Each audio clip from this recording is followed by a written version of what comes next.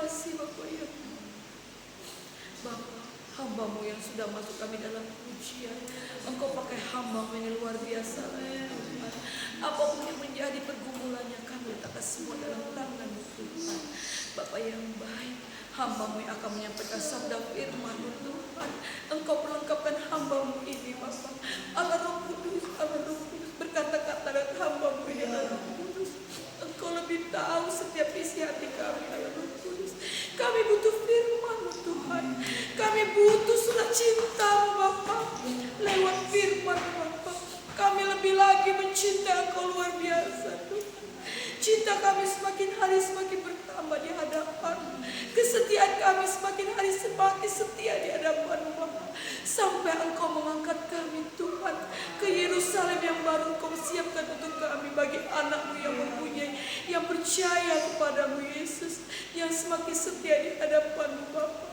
Terima kasih Bapak yang baik, berkati hamba-Mu ini Tuhan. Ada kuasa kegelapan roh jahat menghulu di udara, ingin mencuri sabda firman-Mu Bapak. Kami bersatu hati, kami teguh, kami tolak dalam nama Yesus Kristus. Biarlah firman-Mu Tuhan bertumbuh menghasilkan buah yang manis sedap di hadapan-Mu Bapak.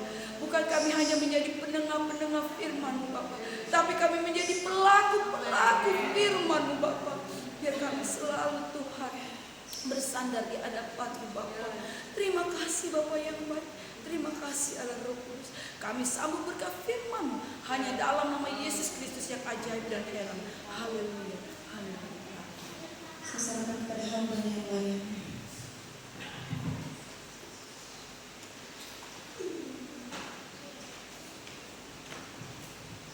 Puji Tuhan, shalom saudara. Selamat pagi kita semua. Sekalipun cuaca di luar dingin saudara, tetapi cinta kita kepada Tuhan tidak dingin. Amin. Amin. Kita terus tetap menyala-nyala di dalam Tuhan, hati kita tetap terus berkobar di dalam Tuhan. Dan seberapapun kita yang hadir malam hari ini tidak mengurangi rasa sukacita kita di dalam Tuhan. Oleh sebab itu saudara, tema firman Tuhan pada malam hari ini saya beri judul kelelahan yang tak terlihat. Sama-sama katakan kelelahan yang tak terlihat. Kelelahan yang tak terlihat. Bilang pada kiri kanannya kelelahan yang tak terlihat. Kelelahan yang tak terlihat. Ya. Saudara, tidak semua kelelahan itu selalu terlihat, betul?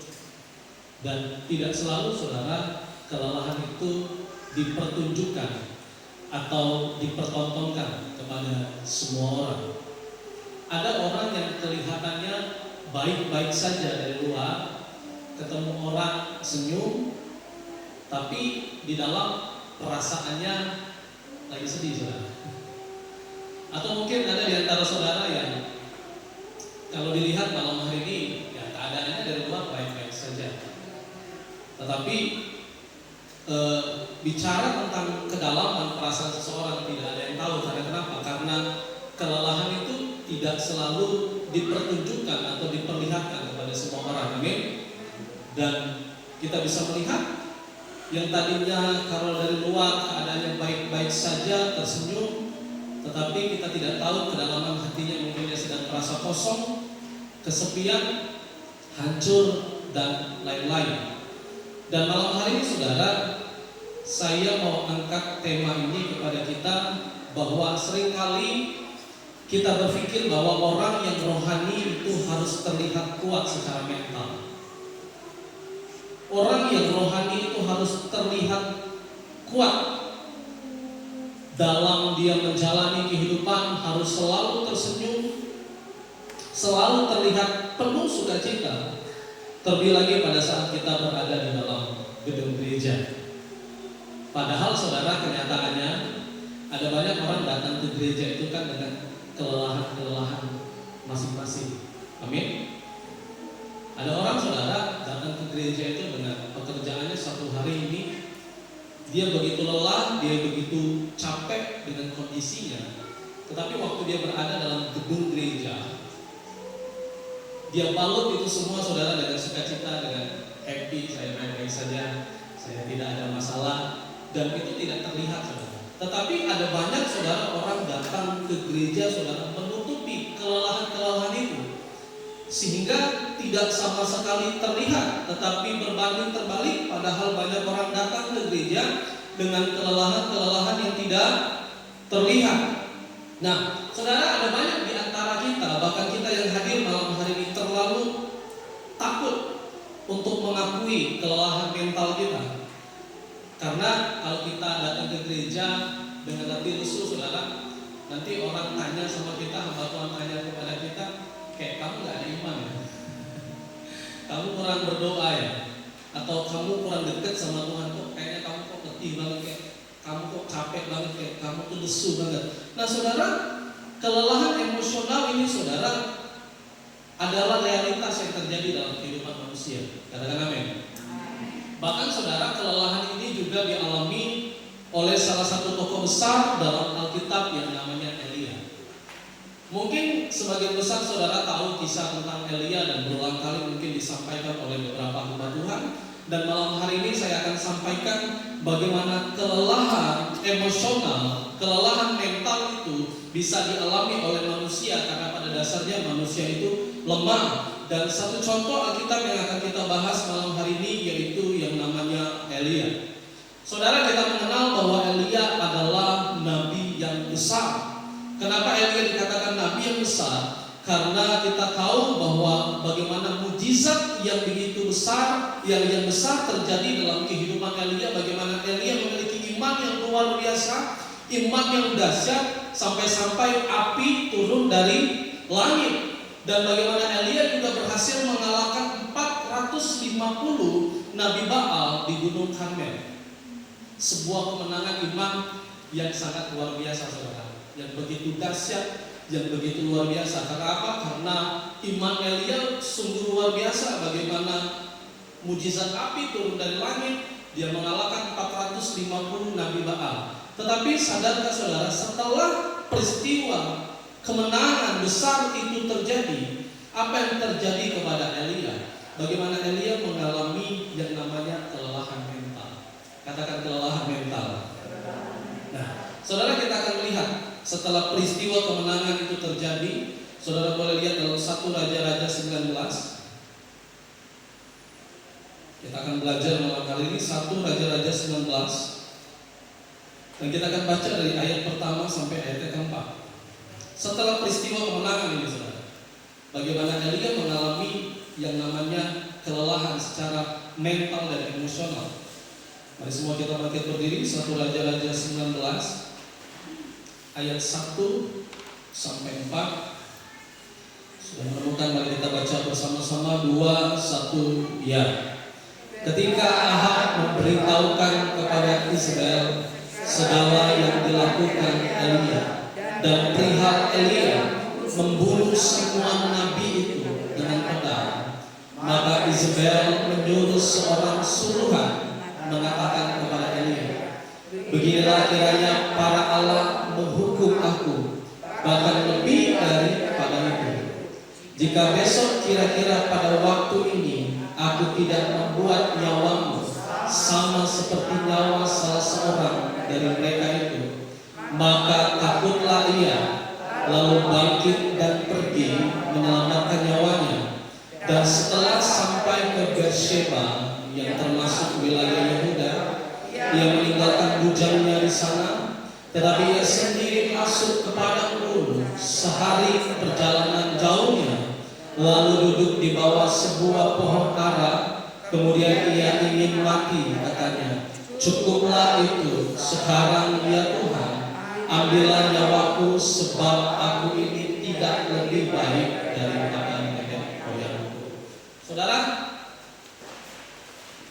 setelah peristiwa kemenangan, iman yang luar biasa yang dimiliki oleh Elia, tidak selang beberapa lama kemudian saudara, firman Tuhan mencatat bagaimana Elia begitu takut sehingga ia lari saudara sampai ke wilayah Beersheba yang termasuk di wilayah Yehuda. Dan ketika dia sampai saudara di sana dan duduk di bawah sebuah pohon ara, kemudian apa yang dikatakan Elia saudara? Ia ingin mati. Katanya, cukuplah itu sekarang ya Tuhan, ambillah nyawaku sebab aku ini tidak apa saudara, lebih baik daripada nenek moyang. Saudara, seorang nabi yang besar namanya Elia. Bagaimana mujizat yang besar baru terjadi dalam hidupnya saudara. Api turun dari langit. Bahkan Elia berhasil mengalahkan 450 Nabi Baal dan dia bunuh semua dengan pedang saudara. Tetapi tidak lama berselang, tiba-tiba Elia mengalami ketakutan sampai dia lari menyelamatkan nyawanya dan meninggalkan bujangnya. Dia lari saudara ke Beersheba, ke daerah kota Yehuda saudara, dan duduk di bawah pohon ara sambil berkata, Tuhan sudah cukup sekarang, ambillah nyawamu. Saudara, pertanyaan kita malam hari ini, apa yang membuat Elia takut? Halo? Kalau saudara baca dalam 1 Raja 19 dari ayat pertama, apa yang membuat Elia takut? Ya, satu orang boleh jawab saudara. Apa yang membuat Elia takut? Kalau tidak jawab, saya tidak akan mulai firman Tuhan itu saudara. Ya, apa? Kehilangan nyawa. Coba saudara baca ulang lagi benar-benar. Apa yang membuat Elia takut? Hah? Saudara, yang membuat Elia takut karena Elia mendapat ancaman dari Israel. Ya, mendapat apa saudara? Ancaman. Ancaman itu saudara sesuatu hal yang sebenarnya belum terjadi, tetapi dia sudah takut duluan. Isabel saudara kasih pesan kepada Elia bahwa nyawanya akan mati, bahwa Elia akan dibunuh sama seperti nabi-nabi Baal. Bagaimana dia membunuh Nabi Baal, dan demikian juga pesan itu disampaikan kepada Elia bahwa nyawanya juga akan terancam, nyawanya akan mati. Saudara, make sense gak sih saudara? Elia baru menang perang, dia bunuh 450 Nabi Baal, tapi karena dengar dengar kabar saudara bahwa dia akan dibunuh, tiba-tiba ini Yezebel lari ketakutan. Bahkan sampai-sampai dia meninggalkan bujangnya. Saudara, sebenarnya apa yang terjadi pada kehidupan Elia? Elia sedang tidak kehilangan iman, saudara. Elia sedang tidak kehilangan rasa trust, percayanya kepada Tuhan. Tetapi kalau saudara selidiki, kenapa Elia waktu mendapat ancaman itu seolah-olah dia tidak punya iman lagi, seolah-olah dia tidak percaya, justru dia lari terbirit-birit saudara untuk menyelamatkan nyawanya. Dan waktu dia sampai di bawah pohon ara, dia katakan, Tuhan ambil saja nyawaku, karena saya tidak lebih baik daripada nenek moyang saya. Saudara, kasih kepada saya satu alasan kenapa Elia begitu takut. Saudara, tidak masuk akal saudara, baru menang perang. Ini cuma dapat ancaman saudara, bahwa dia akan dibunuh, tetapi kan belum terjadi pembunuhan itu, cuma dapat ancaman. Tetapi kenapa Elia begitu takut saudara? Saudara, saya langsung jawab langsung saja, nanti takut kelamaan waktunya. Jawabannya sederhana. Elia sedang mengalami yang namanya kelelahan secara mental.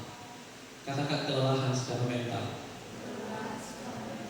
Saudara, Elia ini baru saja menang berperang, mengalahkan 450 Nabi Baal. Itu bukan perkara yang mudah saudara. Ya, bahkan bagaimana imannya berhasil menurunkan saudara, api turun dari langit saudara, dan bagaimana perkara-perkara besar di saat itu, bagaimana mujizat kuasa Tuhan terjadi dalam kehidupan Elia sehingga nama Tuhan dimuliakan pada saat itu. Tetapi saudara, perhatikan baik-baik. Pada saat Elia mengalami kemenangan yang besar, masalahnya Elia belum cukup punya waktu istirahat. Elia mengalami yang namanya kelelahan secara mental dan emosional. Padahal masalahnya kecil banget saudara. cuma dengar pesan dari Isabel, Elia takut, lari dan menyelamatkan nyawanya. Saudara, saya kasih analogi yang sederhana kepada saudara. Saudara kalau lagi capek, hati saudara sensitif nggak? Ya, kalau lagi capek, pasti hati saudara sensitif. Apalagi ketika saudara baru selesai bekerja sehari. Kalau saudara tahu hati saudara sensitif, kalau saudara lagi capek, saudara siap nggak dengan kabar yang tidak baik masuk ke dalam telinga saudara? Saudara percaya Yesus, saudara punya iman sama Tuhan. Tetapi masalahnya kalau saudara lagi lelah, saudara lagi capek, tiba-tiba dengar pesan yang tidak baik masuk ke telinga saudara, pikiran saudara dan hati saudara jadi negatif. Karena kenapa? Karena posisi saudara saat ini, saudara butuh istirahat, saudara butuh tidur, saudara perlu makan minum yang cukup untuk mengisi energi saudara. Saudara bisa bayangin, masalah rumah tangga paling banyak terjadi ketika apa? Ketika momennya tidak tepat diomongin. Waktu suami baru pulang kerja, baru sampai di rumah, baru duduk, istri langsung cerita tentang masalah yang terjadi. Itu waktunya tidak tepat, saudara.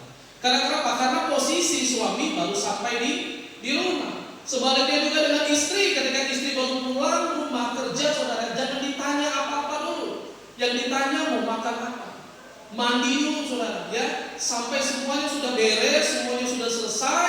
Kalau saudara lihat muka istri saudara baik-baik saja, sudah pas waktunya momennya untuk diceritakan, baru diceritakan. Nah, ini masalahnya saudara, Elia tidak punya cukup waktu untuk istirahat. Ya, dia baru mengalami kemenangan yang besar, tiba-tiba dia dapat pesan bahwa dia akan dibunuh. Dan saudara bisa bayangin kenapa Elia sampai takut lari. Orang kalau lagi capek, saudara pikirannya itu aneh-aneh. Benar? Saudara ngalamin kan kalau lagi capek, pikiran saudara tuh lagi kacau, berantakan. Coba kalau saudara istirahat tidur, besok pagi cara saudara memandang itu pasti beda. Tetapi masalahnya Elia di saat itu mengalami kelelahan mental, emosional yang luar biasa, energinya terkuras habis. Tiba-tiba dia dapat pesan yang tidak baik, sehingga yang terjadi adalah pikiran dan hatinya jadi negatif. Dia lari ketakutan, bujangnya ditinggalkan sama dia, saudara. Dia lari terbirit-birit, saudara, sampai di bawah pohon ara. Dia katakan, Tuhan, cabut saja nyawaku, ambil saja nyawaku. Saya tidak lebih baik daripada nenek moyangku. Saudara, hal kecil, saudara, bisa terasa besar. Perkataan kecil bisa terasa menyakitkan. Berita sederhana bisa menjadi ketakutan besar. Karena itu, saudara, jangan menambah beban orang yang lagi lelah. Secara mental, karena pikiran dan hatinya akan merespon dengan hal-hal yang negatif. Karena itu jangan menambah beban dengan berita atau informasi yang membuatnya semakin takut, cemas, atau putus asa. Dan hal ini, saudara, dialami oleh satu tokoh Alkitab. Dia seorang nabi yang besar, namanya Elia. Sekali ini saya ulang, saudara. Elia bukan kurang iman, Elia bukan tidak percaya kepada Tuhan, tapi kondisi Elia saat itu sedang mengalami kelelahan secara mental dan emosional, sehingga pikiran dan perasaannya tidak stabil. Dan kalau saudara lihat turun ke bawah, kita baca di ayat yang kelima, saudara. Setelah peristiwa, dia katakan, ambil saja nyawaku, Tuhan. Di ayat yang kelima, saudara, sampai ayat yang ke-8 kita baca di situ. Sudah maka kita baca 2-1 ya. Sesudah itu ia berbaring dan tidur di bawah pohon ara itu. Tetapi tiba-tiba seorang malaikat menyentuh dia serta berkata kepadanya, bangunlah, makanlah. Ketika ia melihat sekitarnya, maka pada sebelah kepalanya ada roti bakar dan sebuah kendi berisi air. Stop sampai di situ, saudara. Saudara, waktu Elia berkata kepada Tuhan, Tuhan ambil saja nyawaku, cabut saja nyawaku, aku tidak lebih baik daripada nenek moyangku. Saudara, ini perhatikan, Tuhan itu tidak memberikan respon marah kepada Elia. Waktu dia bilang kepada Tuhan, ambil saja nyawaku, aku tidak lebih baik daripada nenek moyangku. Saudara, perhatikan, Tuhan punya respon apa, saudara? Tuhan itu tidak marah kepada Elia. Tuhan tidak berkata, Elia, di mana imanmu? Elia, di mana pengharapanmu? Tapi yang Tuhan lakukan kepada Elia apa, saudara? Tuhan buat Elia tertidur. Sesudah itu ia berbaring dan tidur, apa, saudara? Di bawah pohon ara itu. Saudara, Tuhan tahu, saudara, pelayanan itu baik. Tuhan tahu, saudara,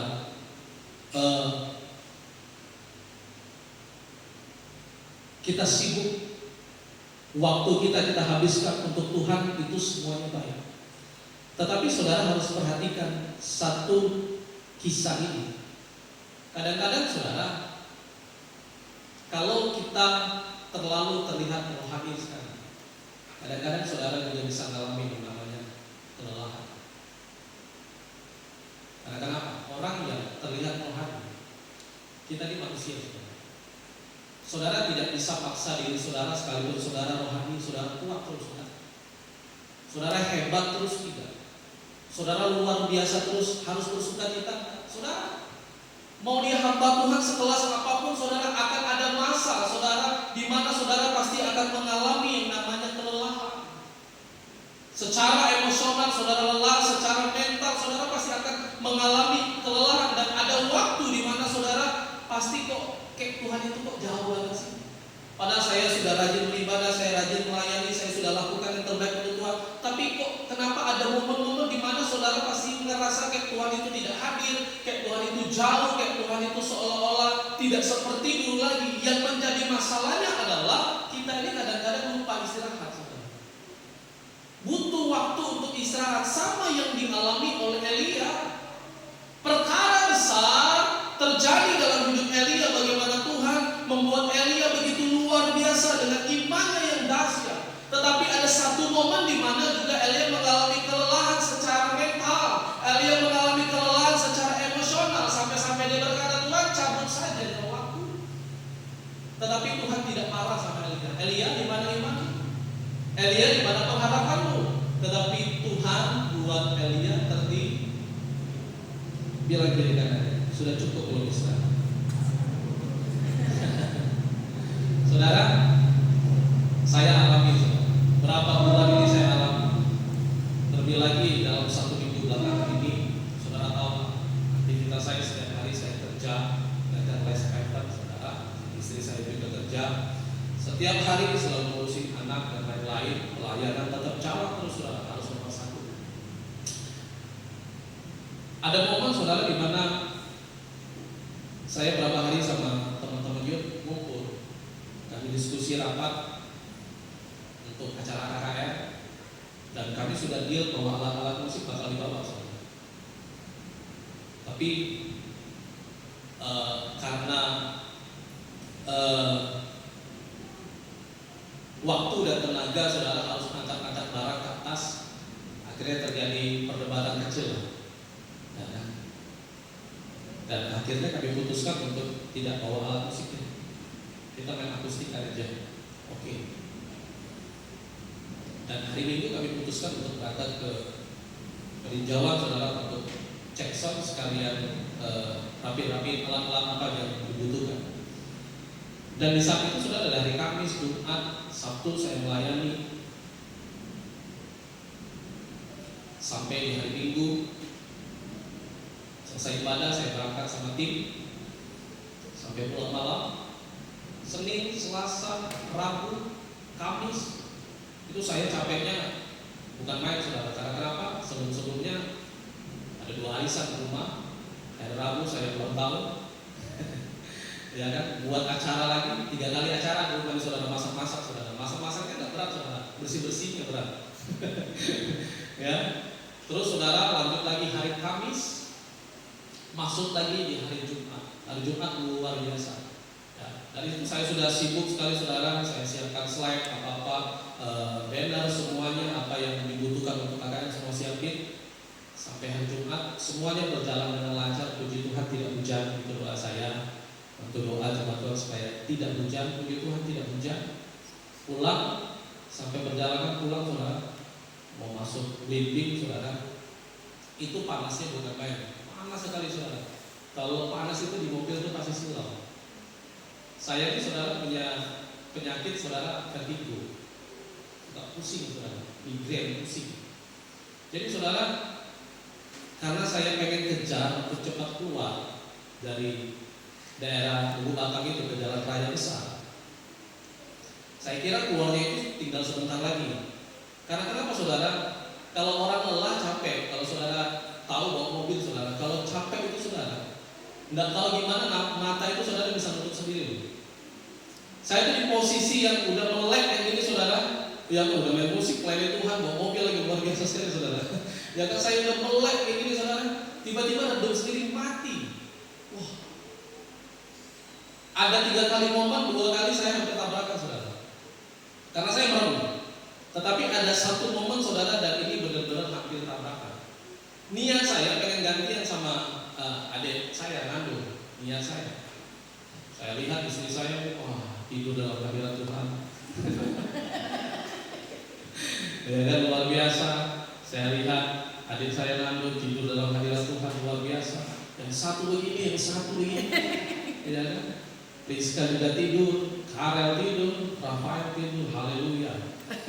Saya tetap paksa mata saya sampai kayak gini saudara jalan, saking lelahnya saudara. Tiba-tiba waktu masuk jalan baru saudara, mata saya tertutup, tiba-tiba mobil ke kanan. Mobil ke kanan, udah ke kanan saudara. Tiba-tiba ditintin sama mobil ada depan. Ting, saya langsung kebuka mata saya saudara, langsung saya banting sedikit, kalau nggak tabrakan itu saudara. Sat, wah. Tapi posisi mobil saya pelanin, saya lihat mereka ini tidur semua saudara, masih dalam hadirat Tuhan, luar biasa. Ya, jadi saudara, di saat itu saya tetap paksakan diri saya untuk tetap berjalan sampai di Kota Batu Raja dengan selamat, puji Tuhan. Tidak berhenti di situ saudara. Hari Sabtu saya kembali lagi ngajar, jam 9 saya pergi ke tempat les. Sampai jam 12 malam karena ada acara konser, saya harus tunggu di City Mall sampai jam 12 malam. Lanjut lagi, besok pagi mau ibadah sudah disiapkan alarm bunyi saudara. Jam 5, jam 4 itu biasa kami harus bangun, besok habis itu mandi anak-anak, kebiasaan kami seperti itu.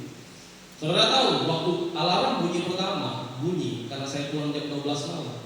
Alarm bunyi saudara dengar, saya sudah dengar, saya bangun, tiba-tiba ada suara yang ngomong sama saya, ini hari Senin, apa yang kau bangun? Oh ya hari Senin ya? Orang kalau capek saudara sering ngalamin gitu kan? Antara Minggu sama Senin itu kadang-kadang kalau lagi capek susah bedain.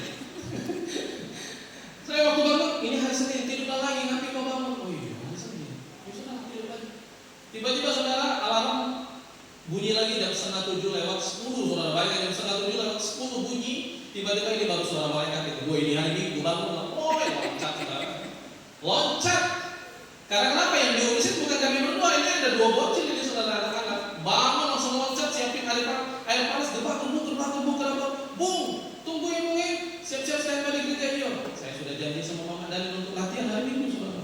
Wah itu super kilat sekali, ya kan? Mana teman saya saudara Yakob sudah tintin depan rumah, tintin pak, buang pak, oh darah Yesus.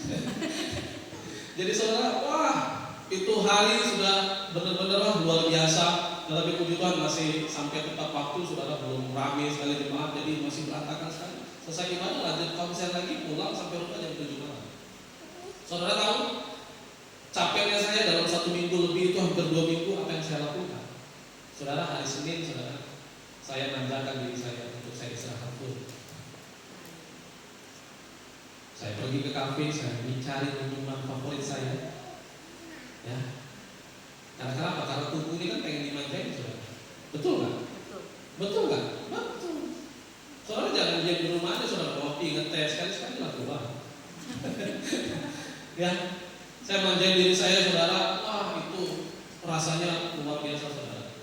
Akhirnya pikiran saya kembali pulih lagi, perasaan saya kembali pulih lagi, dan akhirnya sampai hari ini saya menjalani hari-hari saya seperti biasa. Dan yang saya mau katakan kepada saudara seperti ini, apa yang dialami oleh Elia lebih daripada apa yang saya alami. Saudara paham maksudnya? Elia itu capeknya luar biasa. Waktu Elia berkata, Tuhan cabutlah nyawaku, yang Tuhan bilang sama Elia apa? Tuhan tidak berkata di mana imanmu, di mana pengharapanmu, tetapi firman Tuhan katakan, Tuhan buat Elia tertidur berbaring di bawah arah. Dan ketika Elia tertidur di bawah pohon ara, apa yang Tuhan lakukan selanjutnya? Tiba-tiba Tuhan mengirim malaikat menyentuh Elia serta berkata kepada Baal, bangunlah. Apa yang Tuhan siapkan, saudara? Halo, apa yang Tuhan siapkan? Makanan, nasi goreng apa kue tiaw? Atau yang bakar, saudara? Saudara, waktu Tuhan kasih Elia istirahat, saudara, Tuhan siapkan makanan juga untuk Elia. Ya, dan firman Tuhan katakan, saudara, Tuhan siapkan makanan yaitu roti bakar. Wah, luar biasa sekali, saudara. Di zaman itu sudah ada roti bakar. Ya, Tuhan sediakan roti bakar kepada Elia. Kalau ada makanan pasti ada minuman, dan Tuhan juga kasih air, ya saudara, yang berada di kendi. Lalu Elia makan dan minum. Setelah Elia makan dan minum, firman Tuhan mencatat, kemudian Elia beristirahat lagi, kemudian berbaring pula. Tetapi malaikat Tuhan datang untuk apa, saudara? Kedua kalinya, dan menyentuh dia serta berkata, bangunlah, makanlah, sebab kalau tidak perjalananmu nanti terlalu jauh bagimu. Saudara, Tuhan itu mengerti sekali. Tuhan tidak tuntut kita selalu, saudara, bicara tentang pelayanan. Tidak. Tuhan tidak tuntut kita untuk selalu berbicara tentang hal-hal yang rohani, tetapi Tuhan juga mengerti, saudara juga butuh istirahat. Tuhan kasih tidur yang puas, tidur yang cukup. Tuhan kasih makanan dan Tuhan kasih minuman. Dan di kalimat terakhir, sebab kalau tidak perjalananmu nanti terlalu jauh. Saudara, kita ini hidup bukan untuk malam hari ini saja, saudara. Ada perjalanan yang masih panjang yang harus saudara jalani, yang harus saudara hadapi, saudara. Makanya tidak sedikit di antara kita seringkali konsumsi vitamin supaya tubuh saudara sehat, supaya tubuh saudara kuat. Nah, bagaimana juga Tuhan sangat mengerti sekali apa yang dialami oleh Elia pada saat peristiwa kemenangan besar itu terjadi dalam hidupnya. Tetapi Tuhan tidak tanyakan di mana imanmu, di mana pengharapanmu, tetapi Tuhan buat Elia berbaring untuk tertidur. Saudara, mungkin hari ini saudara sama seperti Elia. Saudara pernah kuat, tapi sekarang saudara lagi takut. Mungkin hari ini saudara sama seperti Elia. Saudara pernah semangat, sekarang saudara sedang alami namanya kelelahan. Saudara dulu pernah yakin, tapi sekarang saudara ragu. Ingat, saudara, Tuhan yang sama yang memberikan kemenangan dalam hidupmu adalah Tuhan yang sama juga yang akan memulihkan saat kamu lemah, saat kita lemah, saudara. Jadi saudara, Tuhan selalu mengerti apa yang menjadi kebutuhanmu, apa yang menjadi keperluanmu. Tetapi yang Tuhan mau dalam hidupmu adalah Tuhan mau hati dan pikiranmu juga segala bertukar.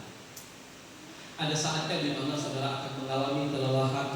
Ada saatnya di mana saudara akan mengalami kelelahan secara mental, secara emosional. Saudara mungkin beberapa minggu ini jadi orang yang sedikit marah. Saudara jadi orang yang mungkin beberapa minggu ini menjadi orang yang menjadi ragu, menjadi khawatir, menjadi takut. Saudara, bukan saudara tidak punya iman, bukan saudara tidak percaya kepada Tuhan, tapi kadang-kadang kita butuh yang namanya istirahat dalam hidup kita.